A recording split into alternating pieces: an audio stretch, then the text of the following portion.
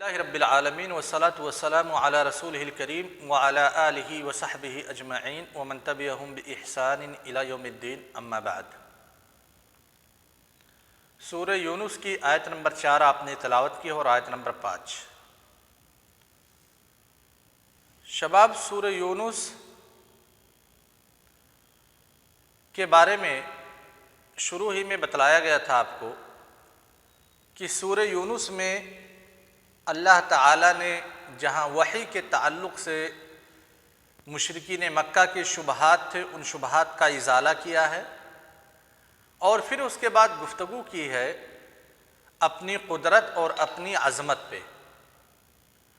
آیت نمبر 3 جو اس سے پہلے درس ہوا تھا، اس میں اللہ تعالیٰ نے تمام لوگوں کے سامنے اس حقیقت کو واضح کیا ہے کہ تم جیسی تمام مخلوقات کو، یہاں تک کہ آسمان اور زمین کو اللہ تعالیٰ ہی نے پیدا کیا ہے، لہذا تمہارے اوپر واجب ہے کہ تم صرف اسی کی عبادت کرو، اس کے علاوہ کسی دوسرے کی عبادت مت کرو۔ یہ پچھلی آیت میں بتلایا گیا تھا، آپ لوگ سنے ہیں نا؟ درس سنے ہیں یا نہیں سنے ہیں؟ جی، یہ چوتھی آیت بھی اسی تیسری آیت سے متعلق ہے کہ جیسے اللہ تعالیٰ نے کہا کہ ہم نے تم کو پیدا کیا، آسمان اور زمین کو پیدا کیا 6 دنوں میں یا 6 زمانوں میں، یہ مفسرین کا اختلاف، اس اختلاف سے قطع نظر ساری چیزوں کا خالق اللہ تبارک و تعالیٰ ہی ہے، لہذا تم صرف اسی کی عبادت کرو۔ کیوں نہیں تم لوگ معاملے کو سمجھ رہے ہو؟ اس کے بعد اللہ تعالیٰ نے کہا کہ دنیا ہی میں یہ معاملہ ختم نہیں ہو جائے گا، جو میں تمہیں عبادت کی بات بتلا رہا ہوں کہ تم میری عبادت کرو، ایسا نہیں کہ جب تک تم زندہ ہو تب تک صرف یہ معاملہ ہے کہ تمہاری زندگی کے بعد یہ معاملہ روپوش ہو جائے گا تمہاری زندگی سے، معاملہ ایسا کچھ بھی نہیں ہے، بلکہ جب تم انتقال کر جاؤ گے، جب تم اس دنیا سے ختم ہو جاؤ گے، مر جاؤ گے، تب بھی میرے پاس ہی لوٹ کر کے آؤ گے، لہذا اس وقت میں تم سے پوچھوں گا، میں تم سے سوال و جواب کروں گا کہ میں نے کہا تھا عبادت کرو میری، تم نے عبادت کیا یا نہیں کیا؟ ٹھیک ہے شباب؟ شیخ مسعود سمجھ رہے ہیں نا؟ یہ پہلا نقطہ ہو گیا۔ دوسرا پوائنٹ ہے، اب ذہن میں ایک اشکال آ سکتا ہے ایک انسان کے، اشکال یہ ہے کہ ہم تو اس دنیا میں پیدا ہوئے، دنیا میں پیدا ہونے کے بعد جب اللہ تعالیٰ کہہ رہا ہے کہ مر جاؤ گے تو میری طرف لوٹائے جاؤ گے، تو کیا ہم دوبارہ زندہ کیے جائیں گے؟ اس دنیاوی زندگی کے بعد بھی کوئی زندگی ہے؟ اگر ہے تو اللہ تعالیٰ کیسے زندہ کرے گا؟ سمجھ گئے نا شباب؟ ایک منٹ ہولڈ پہ رکھیے آپ لوگ۔ ہاں شباب، تو ذہن میں ایک اشکال پیدا ہو سکتا ہے کہ بھائی اللہ تعالیٰ نے ہم کو پیدا کیا، چلو ٹھیک ہے ہم مان لیتے ہیں، کچھ لوگوں کو زندہ مرنے کے بعد جلا دیا جاتا ہے، جیسا کہ ہمارے ملک ہندوستان میں ہندو لوگ کرتے ہیں، اپنے مردوں کی شدھی کرن کے لیے ان کا وسرجن کر دیتے ہیں، جلا دیتے ہیں، جلنے کے بعد تو انسان راکھ ہو جاتا ہے، وہ راکھ ہوا میں اڑ جاتی ہے، جو کچھ باقی بچتا ہے ندی کے کنارے جلاتے ہیں، سیلاب آتا ہے ندی میں بہا کر لے کر چلا جاتا ہے، کہ ان کے جسم کا کوئی حصہ باقی بچتا ہے؟ نہیں بچتا ہے نا؟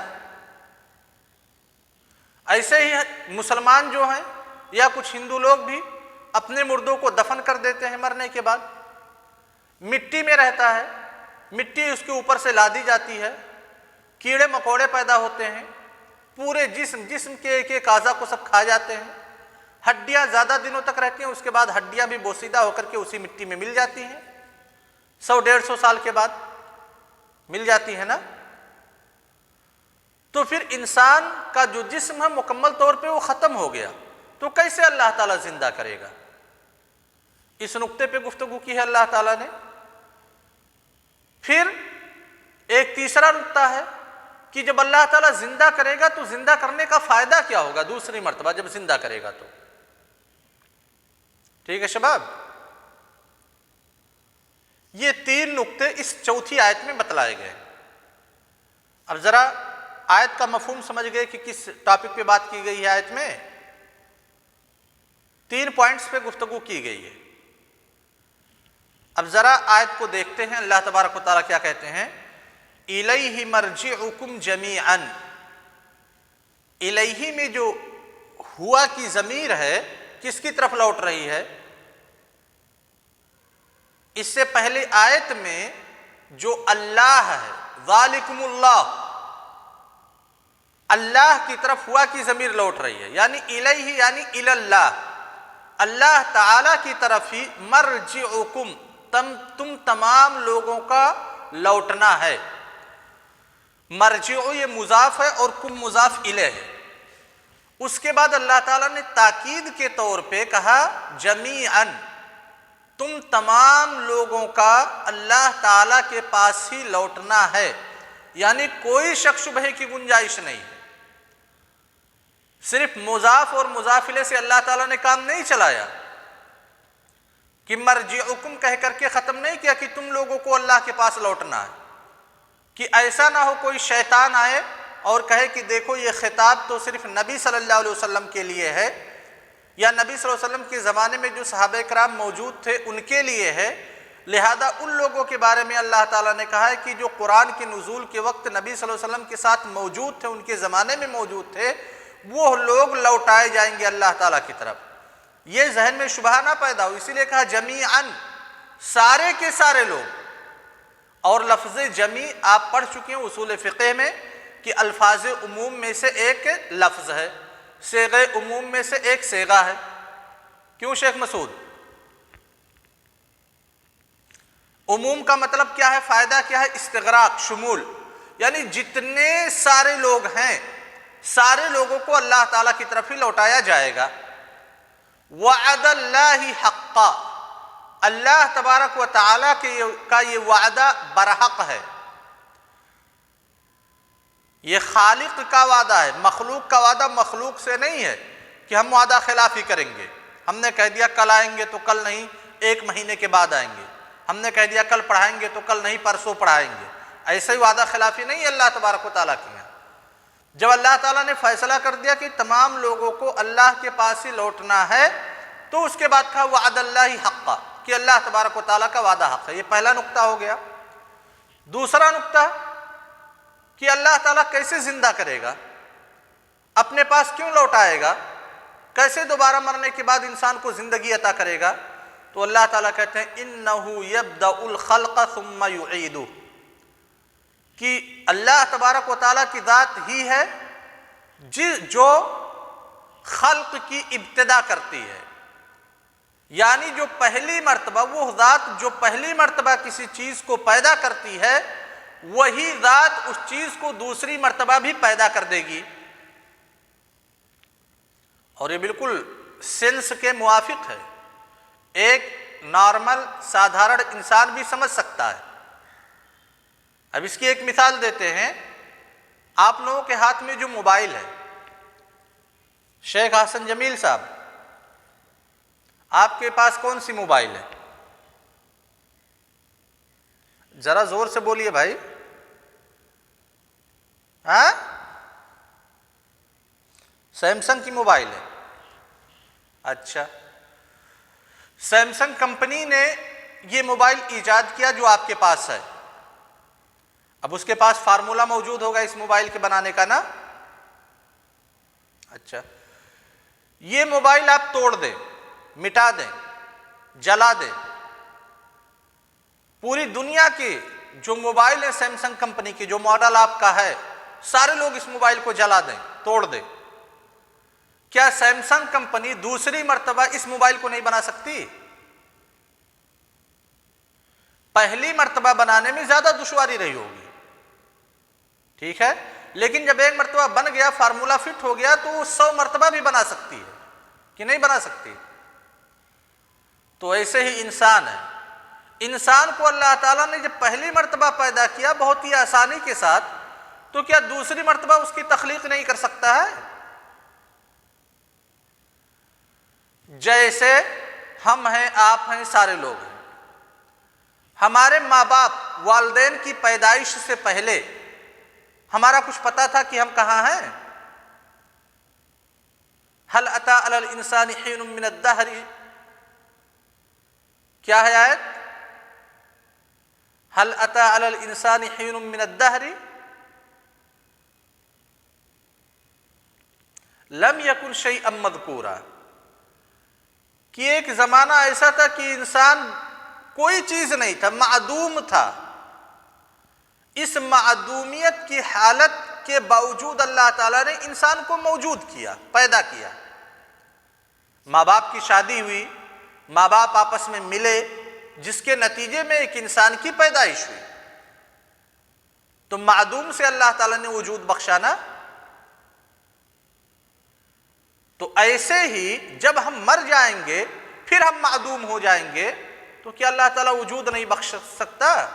کیا دوبارہ پیدا نہیں کر سکتا؟ بالکل، اسی لیے اللہ تعالیٰ نے کہا انہ یبدأ الخلق، کہ اللہ تبارک تعالیٰ ہی ہے جو خلق کی ابتدا کرتا ہے، ثم یعید، پھر اس خلق کا اعادہ کرے گا، دوسری مرتبہ پیدا کرے گا۔ کیوں پیدا کرے گا؟ اب یہ تیسرا نقطہ ہے، کیوں دوسری مرتبہ انسان کو بنائے گا، کیوں اپنے پاس لوٹائے گا تمام انسانوں کو؟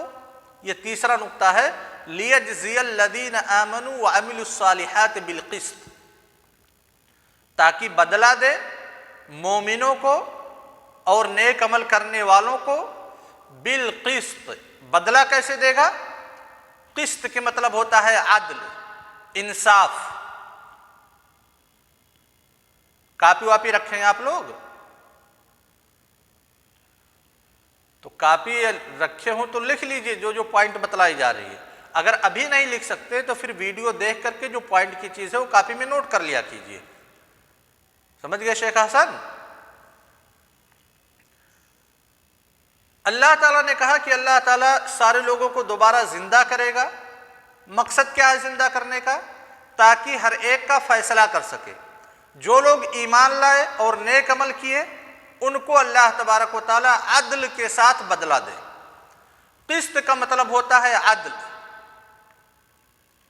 لفظ قسط قاف سین طا عربی زبان میں، اردو زبان میں قسط نہیں ہے۔ اردو زبان میں قسط کا مطلب ہوتا ہے حصہ، قسط اول، قسط دوم، قسط سوم، ٹھیک ہے؟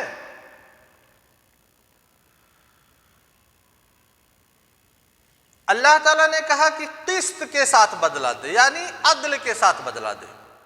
عدل اور مساوات میں زمین و آسمان کا فرق ہے، فرق ہے نا؟ مساوات کا نعرہ آپ لوگ سنتے ہوں گے کہ اسلام مساوات چاہتا ہے۔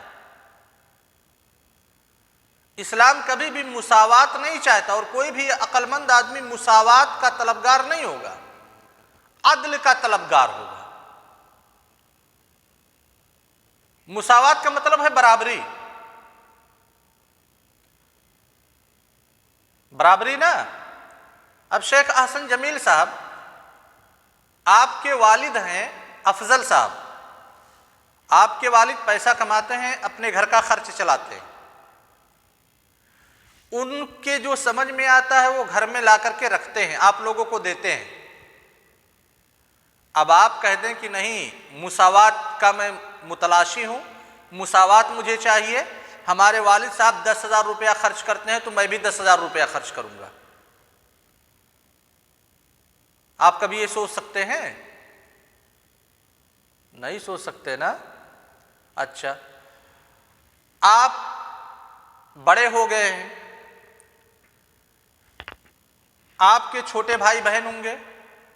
اس ٹھنڈی کے موسم میں چھوٹے بچوں کی دیکھ ریکھ زیادہ ضروری ہے بنسبت بڑے لوگوں کے۔ اب آپ کے والد صاحب چھوٹے بہن بھائیوں کے لیے جیکٹ لے کر کے آئے، شال لے کر کے آئے، جوتا موزہ لے کر کے آئے۔ اب آپ کہیں کہ نہیں والد صاحب آپ مساوات نہیں برت رہے ہیں، چھوٹے بھائی کے لیے جیکٹ آیا تو ہمارے لیے بھی جیکٹ آنا چاہیے. معقول ہے یہ بات؟ نہیں، بالکل نہیں. تو وہی اللہ تبارک و تعالیٰ نے کہا کہ اللہ تبارک و تعالیٰ مساوات کے ساتھ نہیں، قسط کے ساتھ یعنی عدل کے ساتھ بدلہ دے گا. والذین کفروا، یہ تو مومنوں کا بدلہ ہو گیا. والذین کفروا، جن لوگوں نے کفر کیا، لہم شراب من حمیم، ان کے لیے پینے کا پانی دیا جائے گا.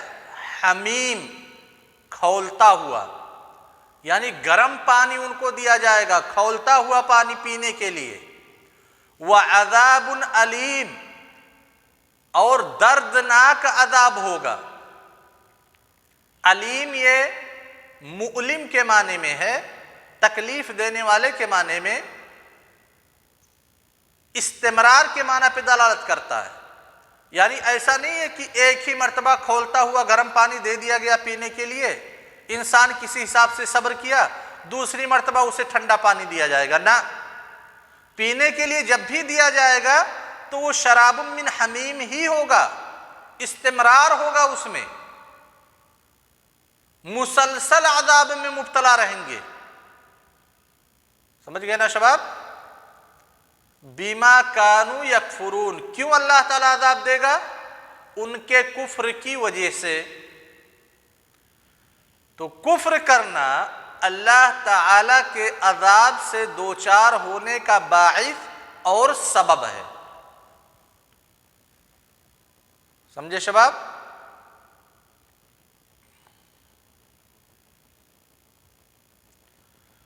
اس آیت میں اللہ تعالیٰ نے ثابت کیا ہے بعث بعد الممات کو، جسے ہم معاد کہتے ہیں، حشر و نشر کو، کہ اللہ تعالیٰ، کیونکہ اللہ تعالیٰ ہر ایک چیز پر قادر ہے، لہذا وہی مخلوق کے وجود کی ابتدا کرتا ہے، تو وہی اللہ تبارک و تعالیٰ ہی مخلوق کے انتقال کے بعد، فنا ہو جانے کے بعد پھر دوبارہ بنائے گا.